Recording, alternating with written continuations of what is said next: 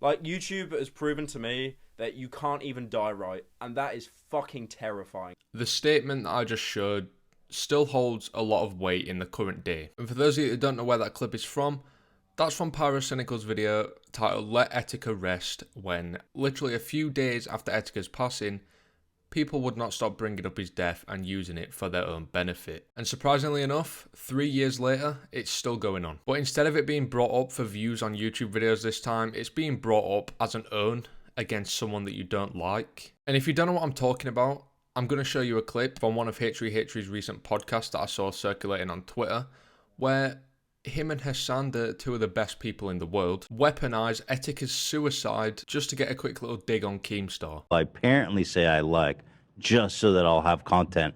I mean, that's fucking crazy. Like, to even think of that. But that's what he does, though. Isn't that like literally what he did? He like goaded Etika into like, you know, really horrible things that happened to Etika. Like, he did that. Like, he was trying to desperately create content. Etika was in the midst of a complete mental breakdown, like a bipolar psychosis, and Keemstar was saying stuff like, well, if nothing's real, why don't you jump off a bridge and stuff like that? And he did, and he actually did. Now, first of all, that's just not what he said. I'm not defending Keemstar by any means, but if you're going to accuse someone of pushing someone to the edge of suicide just to get an own on them, you might at least want to actually get what you're saying correct first. But the scariest thing about thinking that the world is a simulation and it's predestined and all that is then there's no reason to live.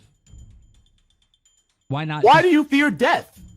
Well, that's what I'm saying. It's scary because if you really think about it, then why live? Just jump off a cliff. If it's just a simulation, who cares? Now, while I do think Keemstar did definitely fuck up in that situation, like, that's not something you say when talking to someone that's quite obviously mentally ill. And I think Keemstar knows he fucked up in that situation. And I can probably guarantee you that he regrets that call. But how slimy of a cunt do you have to be to completely twist the words and make it seem like Keemstar gave him the idea to jump off of the bridge? It's just disrespectful as shit. And the funny thing is, Etika's own mother has asked Ethan to stop doing this. But obviously, he's on his fake work shit. He doesn't actually care.